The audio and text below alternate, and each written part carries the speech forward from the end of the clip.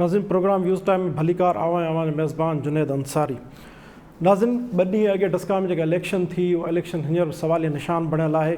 23 polling stations ते आख़िर 90% vote वधीक कीअं पिया, उन ते जानी तकरार आहे। हता के चूंडनि जो ऑफिशियल नतीजा न आया आहिनि, इलेक्शन कमीशन नतीजा रोके छॾिया आहिनि, पर हींअर उहो तमामु वॾो सवालिया निशान आहे।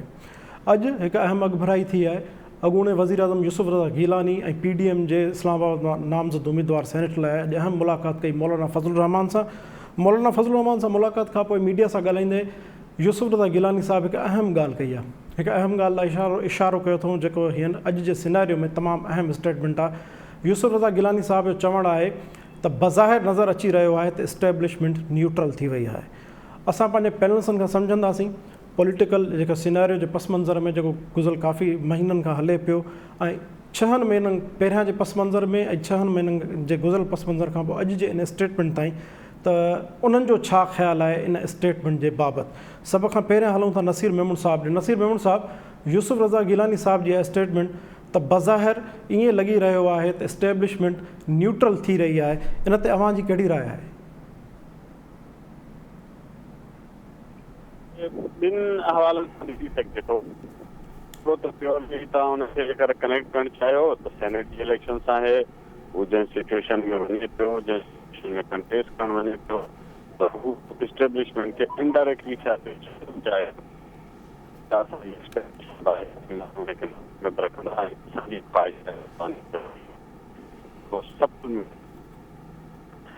ॿियो जेका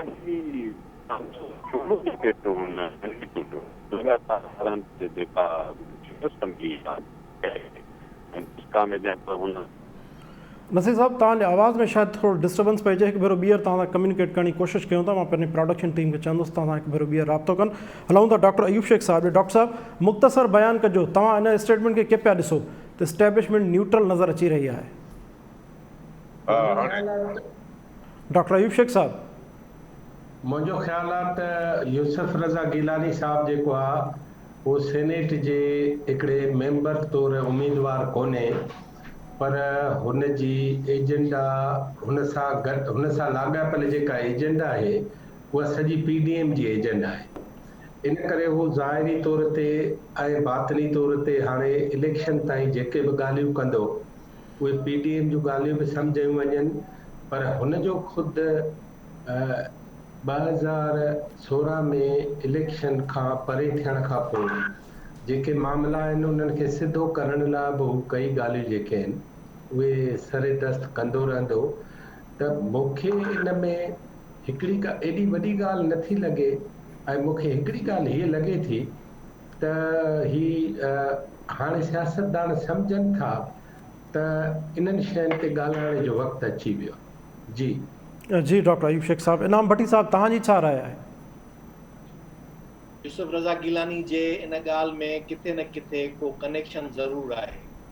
बग़ैर कंहिं कनेक्शन जे, बग़ैर कंहिं रेफरेंस जे हू ईअं अहिड़ी ॻाल्हि करे नथो सघे। मूंखे लॻे थो, ऐं मूं पंहिंजे गुज़िरियल हफ़्ते वारे प्रोग्राम में बि हिकिड़े में इन क़िस्म जो इशारो ॾिनो हुयो त तब्दील थींदड़ सूरत हाल ॿुधाए पई त किथे न किथे इस्टेब्लिशमेंट पंहिंजो को ईंदड़ मुस्तक़बिल जी तयारी का नए सिरे जी करे वरिती आहे। ऐं मूं अॼोके आर्टिकल में बि हुनजो इहो इशारो ॾिनो हुयो त तब्दील थींदड़ आलमी सूरत हाल में जेका local geopolitical strategy America जी बीहंदी उन हिसाब सां, ऐं ॿियो हुन सां गॾोगॾु जेके हींअर ही चूंड में जेके नतीजा अचणु शुरू थिया आहिनि, ख़ासि करे मुंहिंजो फोकस हुयो KPK वारे ते, ऐं उन सां गॾोगॾु ही डिस्का वारी चूंड ते जेको एतिरो सरकार खे मजबूरी थी पई जो प्रिज़ाइडिंग ऑफिसर्स ज़बरदस्ती गुम कया वञनि ऐं पोइ उन खां पोइ नतीजा 90% या 80% खां मथे पंहिंजे हक़ में वठण जे लाइ का रांदि कई वञे। इन मां अंदाज़ो थिए थो त इस्टेब्लिशमेंट जी घटि में घटि हाणे उहा सपोर्ट जेका आहे उहा पोइ ते थींदे नज़र अचे पई।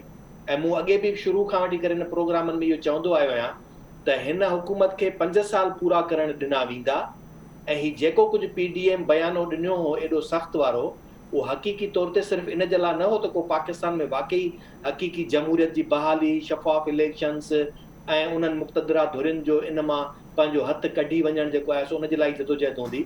पर हक़ीक़त इहा हुई त ॿिनि पार्टियुनि खे जहिड़ो जंहिं तरीक़े सां पुठिते धिकियो वियो हो, उन्हनि जी वापसी जेका आहे उहा कंहिं बि तरह सां नामुमकिन त उनखे मुमकिन बणाइण जे लाइ हींअर के न के डील्स थियूं आहिनि, का एग्रीमेंट थी आहे। ऐं मूंखे ईअं नज़र पियो अचे त हीअ जेका आहे उहा एडवांस या टोकन मनी जीअं ॾिबी आहे न, कंहिं बि शइ जी बुकिंग कराइबी आहे, त हीअ उनजी हिकिड़ी शुरूआत आहे। सेनेट जूं इलेक्शनूं एॾो वॾो उन ते असरअंदाज़ न थींदियूं, उहे पंहिंजे कंहिं पैटर्न ते ई रहंदियूं, छाकाणि त अक्सर ईअं रहंदो आहे त सेनेट खे ईंदड़ हुकूमत जे अपोज़िट में रखियो वेंदो आहे। यानी जेकॾहिं ईंदड़ वक़्त में हुकूमत क्या जमायत ठाहे त लाज़िम न हुजे त सेनेट में उनजी हींअर सां ई उनखे अक्सरियत ॾेई छॾिजे।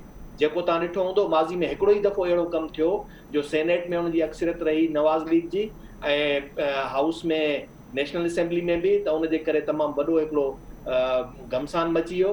त उन खां पोइ जी जेका हमेशह स्ट्रेटजी रहंदी थी अचे उहा इहा आहे त हुकुमरान जमायत जेका बि हुजे, सेनेट उन खां एतिरी उनजे वज़न में या उनजे हक़ में न हुजे। त हींअर जेका सेनेट जी स्ट्रेटजी उहा ॿी हूंदी, ईंदड़ इलेक्शन जी स्ट्रेटजी ॿी हूंदी। जी जी अमर सिंधु साहिबा, तव्हां कीअं पिया ॾिसो हिन स्टेटमेंट खे? ॾिसो, जेका मौजूदा सूरत हाल आहे उन में ख़ासि तौर ते यूसुफ रज़ा गिलानी जो इन पूरे सिनारियो में इन थियण मां मुराद रुगो इहो कान्हे त जेका असां हाणे हुन बयान छा ॾिनो आहे, पर हुनखे राज़ी करण त हू सेनेट जे इलेक्शन में इस्लामाबाद मां हिकिड़े कैंडिडेट जी हैसियत में हुकूमत जे सभ खां सगारे जेका असां उन मेंबर जे साम्हूं अचे, उनजे पुठियां जेको होमवर्क थियल हूंदो, उन होमवर्क में ज़ाहिर आहे त का न का एस्टेब्लिशमेंट खां ख़ातिरी वरिती वई हूंदी, एस्टेब्लिशमेंट खे पासीरो रहण जी ख़ातिरी हुजे या अञा ॿी का हुजे। मां नथी सम्झी सघां पई त पीपल्स पार्टी जो ख़ासि तौर ते आसिफ अली ज़रदारी का अहिड़े क़िस्म जी जेको सो हवा में का जेका असां ॻाल्हि छॾी हुजे।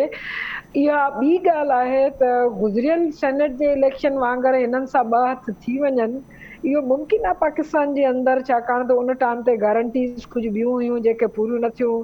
वरी तव्हां गिलगित जो इलेक्शन ॾिठो, गिलगित जे इलेक्शन में बि घणो आम ख़्यालु इहो हुयो त शायदि जेका असां पीपल्स पार्टी इन जेका असां इत्मिनान सां वई हुई त मुदाख़लत न थींदी, पर उहो बि जेके उनजा जेके रिज़ल्ट आया, उन्हनि रिज़ल्ट्स जेको ज़ाहिर कयो उहो इहो ई हुयो त जेका असां उहे बि के एतिरे हद ताईं जेका असां शफ़ाफ़ या चूंडूं नथियूं चई सघजनि, उन में बि का न का किथे न किथे मैनिपुलेशन, का न का जेका असां अरेंजमेंट थी आहे। हाणे अचूं था जेकॾहिं से इन्हनि सॼी सूरत हाल खां पोइ ख़ासि तौर ते यूसुफ रज़ा गिलानी, जंहिंजे लाइ सभु हल्का सभई मुबसर इहो चवनि था त यूसुफ रज़ा गिलानी का बि जेके उन में उर्दू में चवंदा आहिनि त कच्ची गोलियां खेलने वाला नहीं, त उहो कंहिं बि अहिड़ी जॻह ते अची पंहिंजी नाकामी जे लाइ उन पंहिंजे पाण खे ईअं पेश नथो करे सघे जेसि ताईं उनखे के गारंटीज़ न हुजनि। उनजे बावजूदि तव्हां इहो ॾिठो त मौलाना साहब, वरी तव्हां नवाज़ लीग ऐं उन खां पोइ गॾियल उम्मीदवार तौरु अचनि, उन खां पोइ उनजी जेका असां हिकिड़ो वज़ीर आज़म उनखे प्रपोज़ करे, ॿियो वज़ीर आज़म उनखे सेकेंड करे, टियों वज़ीर आज़म एज़ अ कैंडिडेट अचे, त ख़ुदि माना इहा जेका बि मूवमेंट थी आहे, उन मूवमेंट में जेका असां चई सघिजे थो त ईअं नथो चई सघिजे त बग़ैर के जेका असां गारंटी जे इहा सॼी मूव थी आहे, नंबर वन। नंबर सेकेंड, हिन वक़्तु जेका इलेक्शन जेका साम्हूं आई आहे, उन इलेक्शन में बहरहाल इहा सूरत मौजूदु आहे त मां अञा सम्झां थी त जेका ख़ुदि जेका एतमाद वारी फिज़ा आहे उहा एतिरे ताईं हिक ॿिए सां बहाल न हूंदी, पर जीअं त जेका असां पंहिंजे मुखालफ़ीन खे ॿुधायो वेंदो आहे ऐं पाकिस्तान जी सियासत में त इहो ख़ासि तौर ते कयो वेंदो आहे त जीअं ख़ान साहब चवंदो आहे त हिकु पेज ते आहियूं, मुंहिंजे पुठियां बीठी आहे जेका असां फ़ौज, या जेका असां अदलिया जो एतमाद आहे, या इन क़िस्म जूं, त हर जेका पार्टी आहे उहा कोशिशि कंदी आहे त इहा यकीन ॾियारे त हू हिन वक़्तु इस्टेब्लिशमेंट जी डार्लिंग आहे। नंबर सेकेंड, उहा इहो बि यकीन ॾियारे त इस्टेब्लिशमेंट सां उन जूं ॻाल्हियूं जेके आहिनि से उहे तइ थी चुकियूं आहिनि, हाणे गड़बड़ न कंदी। इन क़िस्म जो तासुर ॾियण जी कोशिशि कई वेंदी आहे त जीअं वोटर्स जी ॿिया जेके आहिनि से जी अमर साहब, उनजी जेका भञ-डाह में जेका असां न उन भञ-डाह में उन्हनि खे आसानी थिए, उन जेका असां जेको ब्रोकिंग वारो जेको पार्ट आहे उन में उनखे मैनेजमेंट में जेका असां आसानी थिए। सो मां ईअं सम्झां थी त बावजूदि इन जे तूं चवे थो त न्यूट्रल आहे ऐं ख़ुदि उनजो चवणु न्यूट्रल आहे, त इहा न्यूट्रल जी गारंटी जेकॾहिं कंहिं हिकिड़ी हिनखे अपोज़िशन खे ॾियारी वई आहे त उनजो मतिलबु ई इहो आहे त जेका असां किथे न किथे उनजी मैनेजमेंट ज़रूरु हूंदी, या अहिड़ी मैनेजमेंट ज़रूरु हूंदी त जिते जंहिं मैनेजमेंट में उनखे पासीरो रखियो वञे कुझु शयुनि खे मैनेज करे, कुझु शयुनि खे जेका असां सेंटर ते जॻह ॾिनी वञे, त मां जी अमर सम्झां थी साहिबा। त इस्टाब्लिशमेंट पाकिस्तान जी पॉलिटिक्स में न्यूट्रल नथी थी सघे।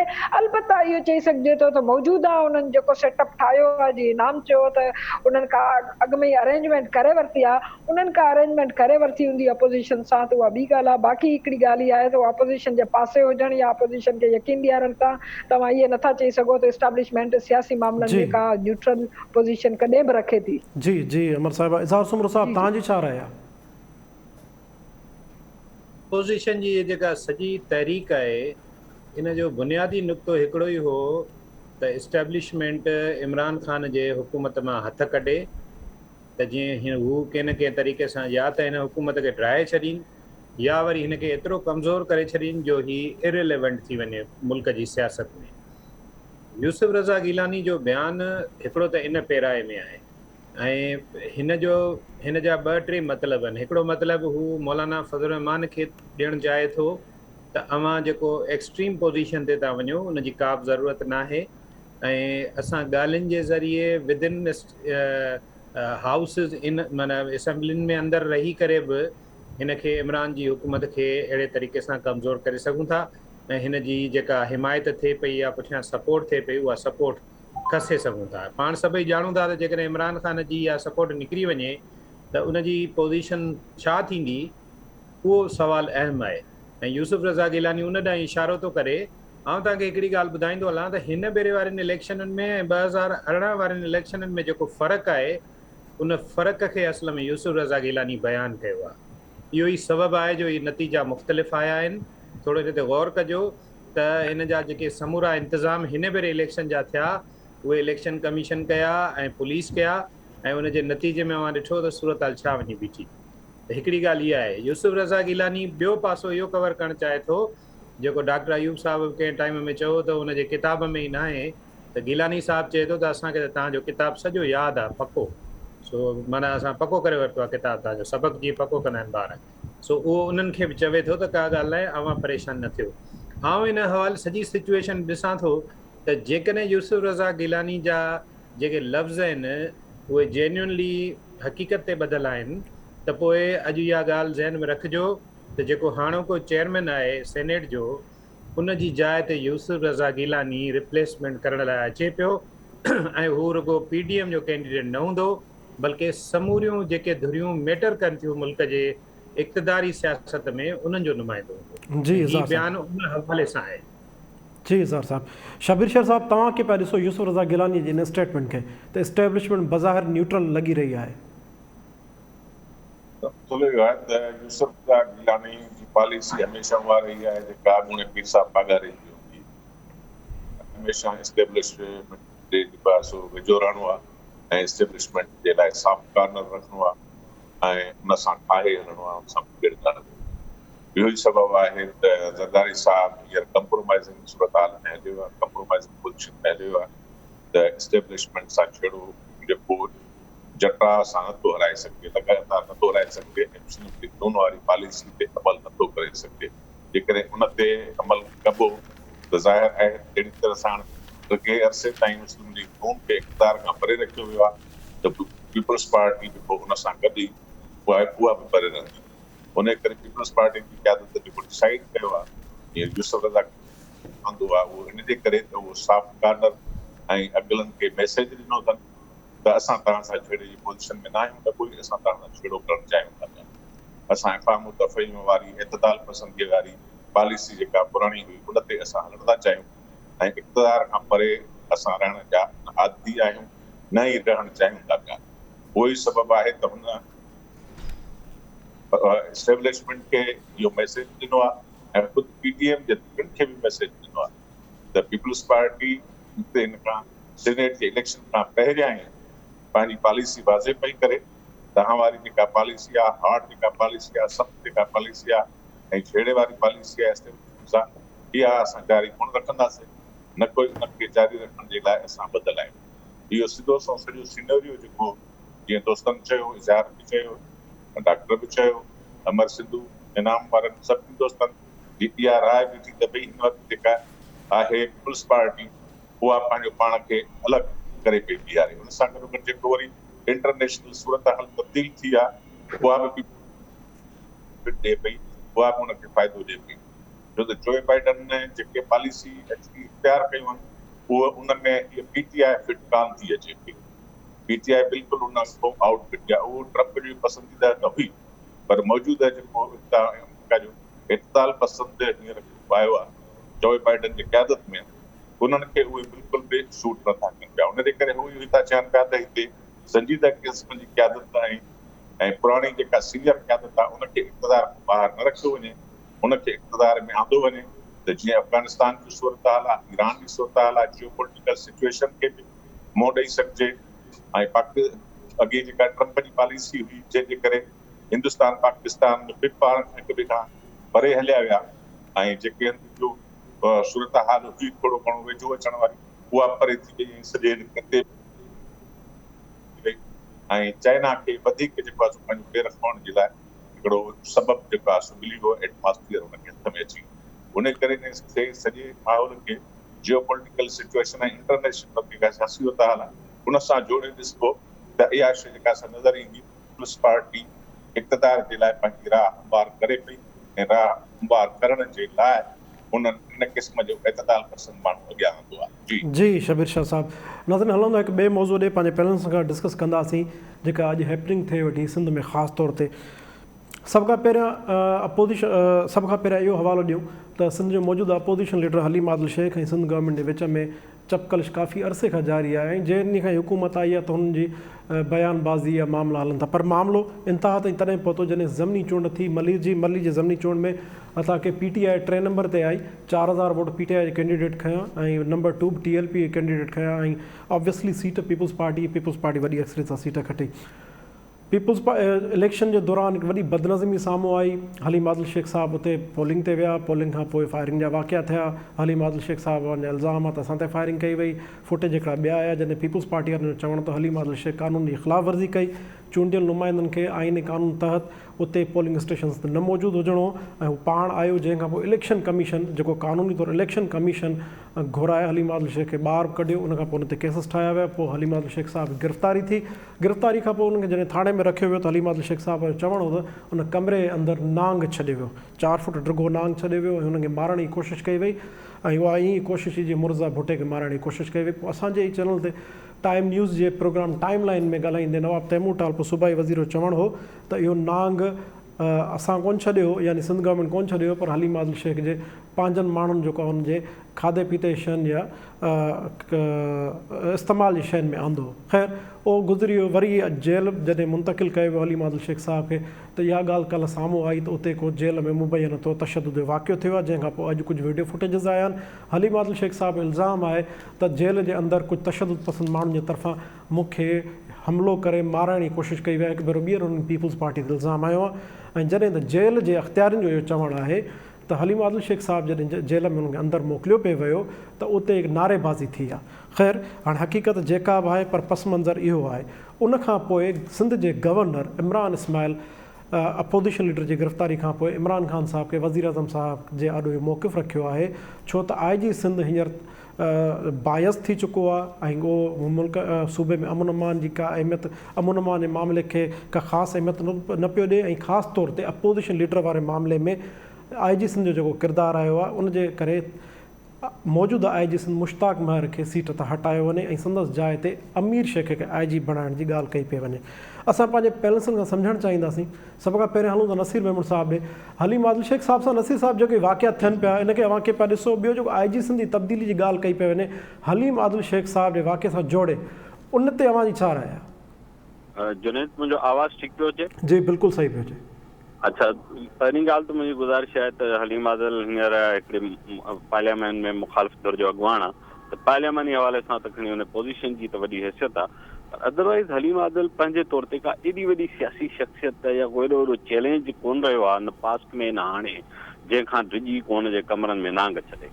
अच्छा फर्ज़ करियूं त कोई वॾो चैलेंज हुजे त दुनिया जी कहिड़ी बेवकूफ़ हुकूमत हूंदी जेका ऑफिशियल कस्टडी में आयल माण्हू जे कमरे में नांग छॾाईंदी, माना इन जो को सेंस नॉर्मल सेंस हुन में कमु नथो करे। टी ॻाल्हि इहा त हुनजी गिरफ़्तारी जंहिं सेंस में थी उन में पुठियां इलेक्शन कमीशन उन सॼे सिचुएशन खे पाण पे ॾिठो ऐं ही इलेक्शन जी वायोलेशन जॾहिं थिए थी त प्रायोरिटी जेका रेस्पॉन्सिबिलिटी आहे इलेक्शन कमीशन जी अचे थी, उन जे एडवाइस ते पोइ एक्ट थिए थी प्रोविंशियल गवर्नमेंट जे तरफ़ां। बाक़ी जेको हुआ आहे त नांग छॾियो फलाण छॾियो त अफ़साना नवेसी इन क़िस्म जी पई हलंदी आहे। असुल ॻाल्हि जेको हुनजे पुठियां मुतालबो त आई जी चेंज कयो, इहा ॻाल्हि मुंहिंजे सम्झ खां ॿाहिरि आहे। इहो मूंखे लॻे थो त अॻु में बि जेको आई जी जेको स्टैंड वरितो हो शायदि जॾहिं हुनखे किडनैप कयो वियो ऐं उन ते पोइ जेको हुन सख़्तु जंहिं तरह रिएक्ट कयो हुनजे डिपार्टमेंट, मूंखे लॻे थो त उहा पीटीआई हुकूमत खे उन वक़्त खां वठी हिकिड़ी अराई आहे, न रुॻो पीटीआई हुकूमत खे शायदि कुझु ॿियनि सर्कल्स खे बि हुजे। ऐं हाणे हू को बि अहिड़ो वजन विञाईंदा जंहिंमें इहो आई जी सुठो या ख़राब जी मां ॻाल्हि नथो कयां, पुलिस महकमो अहिड़ो ई हले पियो, पर मूंखे लॻे थो त स्पेसिफिकली आई जी खे इन हवाले सां चवणु त इन जे करे हटायो वञे, इहो ॿुधाए थो त इन जे पुठियां कुझु ॿिया किसा आहिनि। पुलिस त सॼे पाकिस्तान में ईअं ई हले पई, ईअं ई हुनजो किरदारु आहे। मूंखे ज़ाती तौर हिन वॾे एपिसोड में का एॾी वॾी न्यूज़ वर्दीनेस कान थी नज़र अचे। ही रोटी उन्हनि खे कुझु हासिलु न पियो थिए। सिंध में 2 सीटूं उन्हनि हारायूं, बुरी तरह हारायूं, पहिरें खां वॾे मार्जिन सां हारायूं, त पोइ हाणे पब्लिक अटेंशन जी नसीर साहब। डॉक्टर अयूब शेख साहब, तव्हांखे छा पियो नज़र अचे? अपोज़िशन लीडर खे वॾी सीट आहे, उन सां जेके मामला हलनि वेठा सिंध हुकूमत जा, वरी इहो आई जी सिंध खे हटाइण वारो मामिलो, तव्हां छा पिया सम्झो? असल में त हिकिड़ी ॻाल्हि हीअं सम्झो त हिकिड़े मिंट लाइ असां 6 ई ॼणा हिन ॻाल्हि ते मुतफ़िक़ हुजूं त पीपल्स पार्टी जी हुकूमत ईअं ई कयो आहे जीअं हलीम आदिल एंड कंपनी चले थी। फर्ज़ कयो पोइ ज़िम्मेदारियूं कंहिं ते ईंदियूं, लाकअप जे ॿाहिरि जेका पुलिस आहे उहा नांग छॾे थी उन पुलिस ते, उन में आई जी जो कहिड़ो कमु आहे। जेकॾहिं मुराद अली शाह ख़राबु आहे त उन्हनि समूरनि माण्हुनि जेके रेंजर्स आहिनि, जेके इलेक्शन कमीशन वारा आहिनि, उन्हनि जॾहिं ॾिठो त इलेक्शन कमीशन हलीम आदिल शेख खे उन तक मां ॿाहिरि मोकिलण जी जॾहिं ॻाल्हि कई त जेको रेज़िस्टेंस, असां मीडिया में त उहा ॻाल्हि ई न कई आहे न कॾहिं बि, जेका रेज़िस्टेंस, जेका फायरिंग उन इलाइक़े में थी आहे जोखियो ॻोठ में, उहो पुलिस उतां हटी वई, रेंजर्स आई, रेंजर्स हुनखे हथ खां वठी पोइ ॿाहिरि कढी सघी आहे। इन जो मतिलबु आहे त ख़ुदि हलीम आदिल शेख जो कानून जे बरख़िलाफ़ वञी असल में हुनखे एतिरी वॾी कार्रवाई करणी जेका थी न सघी। उन वॾी कार्रवाई जो मक़सदु हो त का ब्लड शेड थिए, 2-3 माण्हू मरनि, पोलिंग रुकिजी वञे ऐं असां इहो चई सघूं त तहरीक इंसाफ़ एतिरी ताक़त रखे थी जो ही पीपल्स पार्टी वारा सरकार में रहंदे हीअं कनि था, माण्हू मारनि था, ही कनि था, ही कनि था। आउं सरेदस्त सम्झां थो कंहिं बि अपोज़िशन लीडर जे लाकअप में नांग न हुजणु खपे, न वञणु खपे ऐं पुलिस खे इहा ज़िम्मेदारी पूरी करणु खपे त जेकॾहिं हलीम आदिल शेख जे पारां बि इहो ड्रामो आहे त इन ड्रामे में पुलिस हुन सां गॾु हिसेदार न हुजणु खपे।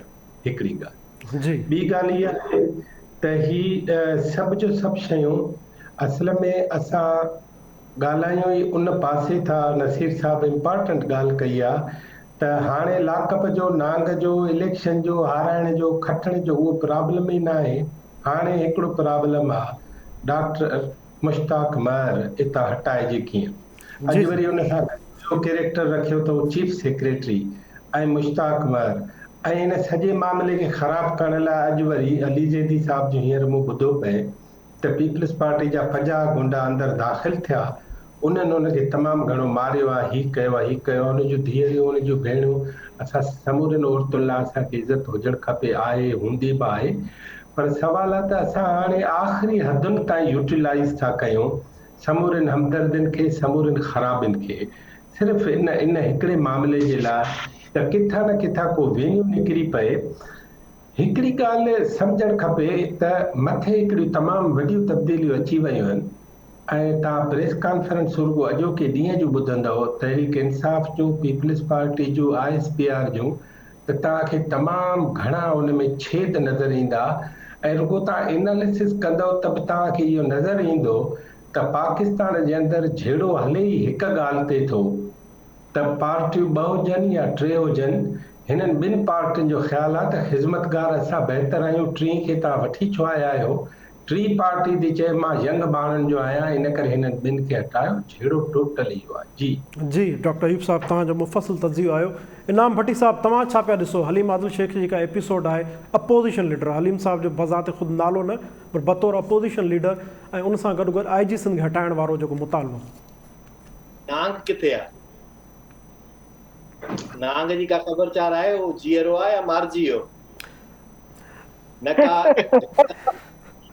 का घटिताई घोट में आहे, न का घटिताई घोट में आहे, न का कमी कुंवार में आहे। मसइलो हिते इहो आहे त ॿई धुरियूं अहिड़ियूं आहिनि जेके इख़्लाक़ियात खां बालातर थी करे हर क़दम खणंदियूं आहिनि, यानी इलेक्शन जी इख़्लाक़ियात। हाणे इलेक्शन जी इख़्लाक़ियात में कंहिं बि वसऊं कोन घटायो हूंदो, जंहिंमें पहिरीं ज़िम्मेवारी त ख़ुदि हलीम आदिल ते अचे थी त हिकिड़े चूंडियल नुमाइंदे हुजण जी सूरत में या अपोज़िशन जे लीडर हुजण जी सूरत में इलेक्शन जे पोलिंग मैदान ते या पोलिंग स्टेशन ते वञण जो जवाज़ बणिजे कोन थो। पर जेकॾहिं हू वियो आहे ऐं उते जेका बि बदइंतिज़ामी पैदा थी आहे त उनजो त सॼो ज़िम्मो त इलेक्शन कमीशन ते थो वञे, त हुननि इहो उनजे ख़िलाफ़ एक्शन कयो हूंदो न। जेकॾहिं हटाइणो ई आहे त सिंध जे इलेक्शन कमीशन वारो जेको सरबराह हूंदो उनखे हटाइण जी ॻाल्हि कनि। IG सिंध त जेकॾहिं IG सिंध ईअं कयो पोइ त मूंखे लॻे थो त ॿियूं खोड़ शयूं अहिड़ियूं थियूं जंहिंमें ॿिया बि केतिरा ई ऑफिसर ॿियनि शयुनि में उहे मुलविस हूंदा, सॼी सिंध जे माण्हुनि सां अलाए कहिड़ियूं जुठियूं पयूं थियनि, पहिरीं त पोइ उन ते डिमांड करणु खपे त उन्हनि खे हटाइजे।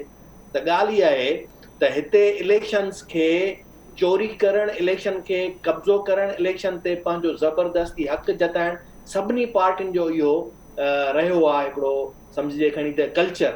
त जेका बि जमायत थिए थी उहा नथी चाहे त फ्री फेयर एंड शफ़ाफ़ इलेक्शनूं थियनि, पोइ उते जंहिंखां जेको थिए थो उहो कनि थियूं। तंहिंजे करे आउं सम्झां थो त हिननि जी पंहिंजी जेका आहे हलीम आदिल शेख जी, उहा कोताही आहे त उनखे इलेक्शन जे उन प्रोसेस में इन न थियणु खपंदो हुयो। थियण खां पोइ जेकॾहिं हुन सां इहा जेका शइ थी आहे त उनखे कानूनी तरह सां साबित करे त हू सही आहे या ग़लति आहे। बाक़ी इन तरह सां IG खे उनजो ज़िम्मेवार सम्झणु मां नथो सम्झां कोई हिन में IG जो ॾोह आहे। जेकॾहिं पोइ ॾोह आहे त इलेक्शन जे प्रोसेस, इलेक्शन जे प्रोसीजर, इलेक्शन जे कंडक्ट, कोड ऑफ कंडक्ट, इख़्लाक़ियात, उनजो ॾोह आहे, उन्हनि खे तब्दील करणु खपे। पोइ हलीम आदिल खे ॿियनि खे बि सभिनी खे जीअं वणे पोइ कंदा रहनि। जी इनाम साहब। अमर सिंधु साहिबा तव्हांजी कहिड़ी राय आहे?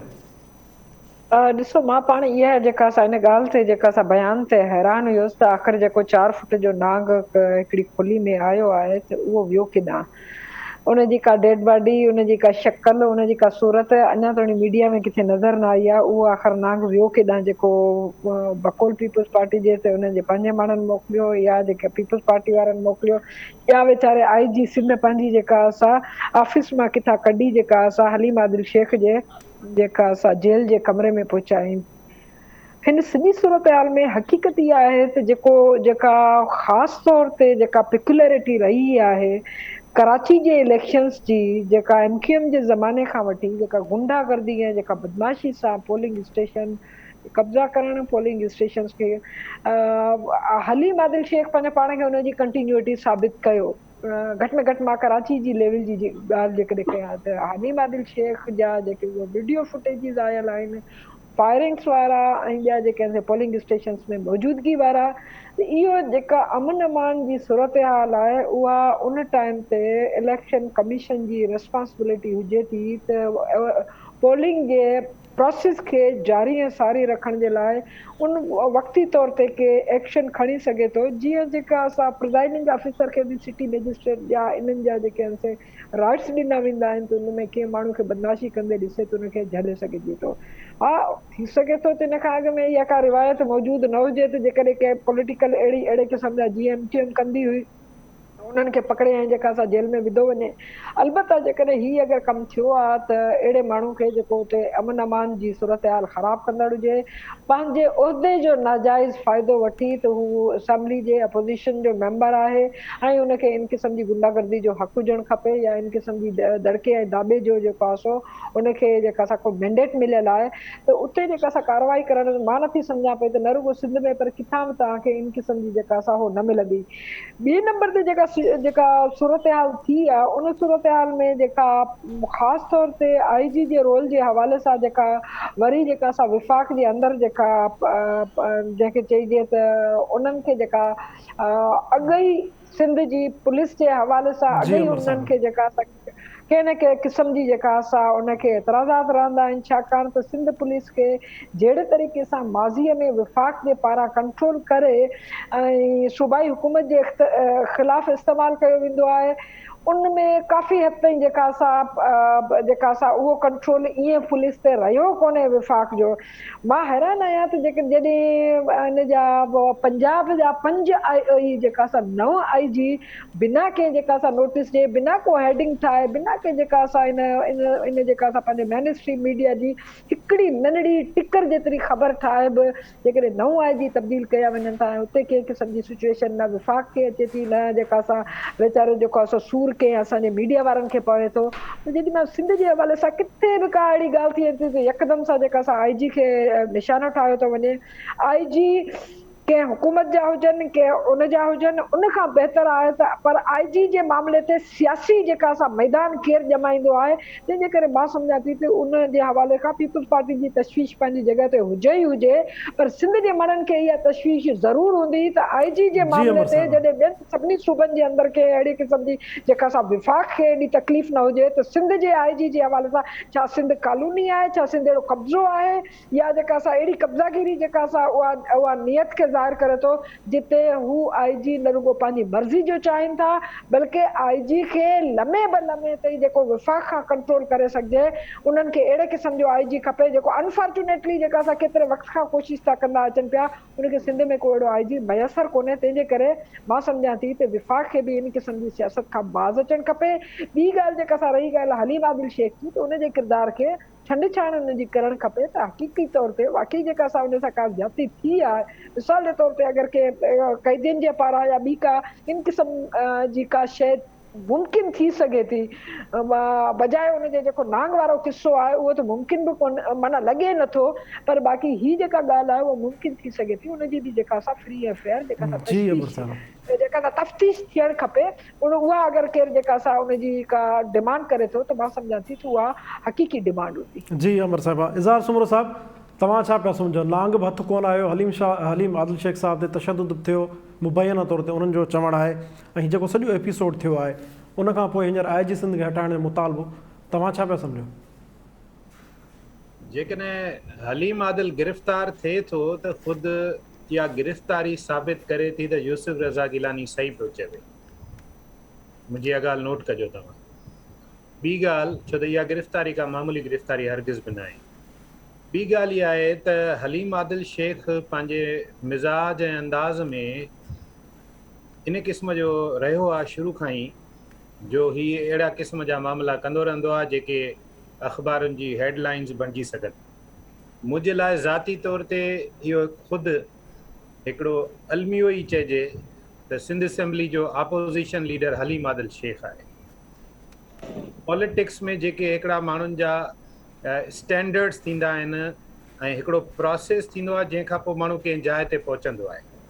मिसाल जे तौर ते सिंध जो हाणोको वॾो वज़ीर आहे मुराद अली शाह, त उन खां अॻु में मुराद अली शाह जो हिकिड़ो पंहिंजो प्रोसेस आहे ऐं उन खां अलावा हुनजे वालिद जो बि हिकिड़ो प्रोसेस आहे जंहिंजे नतीजे में हू CM थियो आहे।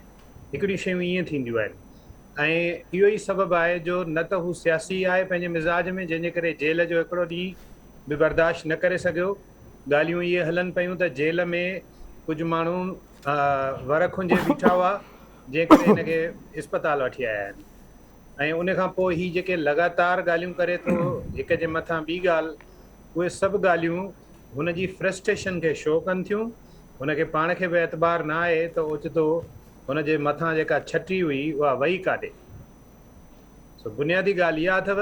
बाक़ी सेकेंडरी ॻाल्हियूं आहिनि, नांग शांग निकिरंदा रहंदा, नांग पकड़बा बि रहंदा। ऐं ॿियो मूंखे हुनजे हिकिड़े बयान ते शदीद एतिराज़ आहे जेको हुन पंहिंजो पाण खे मुर्तज़ा भुट्टो सां भेटियो आहे। मुर्तज़ा भुट्टो कुझु बि हुजे, हिकिड़े हुन सां जेको कुझु थियो उहो हिन पाकिस्तान जे तारीख़ जो हिकिड़ो अलमियो आहे ऐं पाण खे हिन क़िस्म जो माण्हू जॾहिं मुर्तज़ा भुट्टो जे शहादत वारे वाक़े सां पाण खे भेटे थो त इन ते असांखे हर बाशऊर माण्हू खे एतिराज़ हुजणु घुरिजे ऐं असां इन बयान ते एहतजाज बि कयूं था। तंहिंजे करे हलीम आदिल खे पाण जेकॾहिं एॾो सीरियस वठूं ऐं अधु कलाकु वेही ॻाल्हायूं त पोइ असांखे हिकिड़ी ॻाल्हि मञणी पवंदी त असांजे सियासत जा वैल्यूज़ ऐं मयार ॾाढा किरी रहिया आहिनि। तव्हांजी महिरबानी। जी जी जी न आई जी सिंध जे मुतलिक़ अव्हांजो छा चवणु, जेको तब्दीली जी ॻाल्हि कई पई वञे? आई जी सिंध वफ़ाक़ जी मर्ज़ीअ सां ई तब्दील थिए थो घणे भाङे, उन में वफ़ाक़ जी डोमिनेंस ई रहे थी, पर हिते ही जेको हिननि जो तहरीक इंसाफ़ वारनि जो रवैयो आहे, इहो बिल्कुलु अहिड़ो ई रवैयो आहे जहिड़ो अंग्रेज़ जो हिते ॾंडे खंड जे माण्हुनि सां हुयो। माना अली ज़ैदी कावड़ जे त बि आई जी खे हटायो, फलाणे खे हटायो, ऐं हो वरी हिकिड़ो ॿियो जेको 20 अरब डॉलर लाएंगे मुंह पे मारेंगे वारो जेको वज़ीर आहे हिननि जो, जेको सॼो ॾींहुं ब्लड प्रेशर हाई में पियो थो हले, उहो बि हमरा छितो थियो आहे। मूंखे ईअं लॻे थो त जेका हिननि जी सॼी पार्टी आहे न, इहा सॼी फ्रस्ट्रेट लॻी पई आहे। हिकिड़ो सेनेट इलेक्शन जे हवाले सां, जी ज़ार इम्कानी नतीजनि जे हवाले सां, यूसुफ रज़ा गीलानी जी एंट्री जे हवाले सां।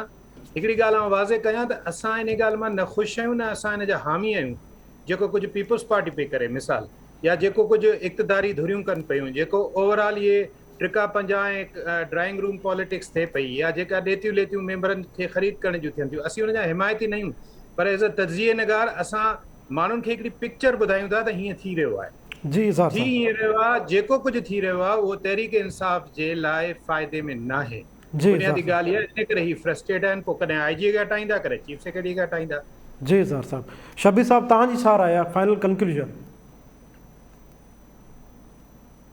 मसइलो इहो आहे त हू लीडर ऑफ अपोजिशन आहे असेंबली जे अंदरि, ऐं हुननि जी बि ॻाल्हि जेका असां हुकूमत खे ॿुधणु खपंदी। हुननि जूं जेके शिकायतूं आहिनि त अहिड़ी तरह सां कर्मशात करे जेल में विझणु बंदि करणु, केस ठाहिणु, इहो बि को जमहूरी अमल कोन्हे। जमहूरी अमल इहो आहे त माण्हू ताश खां कमु वठे। बाक़ी हाणे अलीम आदिल शेख इन ॻाल्हि जो त आदी रहियो आहे त उहे बिल जे वेतन पोटनि वांगुरु त एतिरो कूड़ ॻाल्हायो जो माण्हू हुनखे सच सम्झण ते मजबूर थी वञनि। हिनखे हमेशह टास्क इहो मिलंदो रहियो आहे त हू वावेला तमामु खणी करे ऐं एतिरी वावेला करे जो माण्हू सम्झनि त भई वाकई पीपुल्स पार्टी हिते करे पई। पीपुल्स पार्टी ज़्यादतियूं त करे पई ऐं पुलिस खे मिसयूज़ करे पई, उहो सॼो कुझु आहे।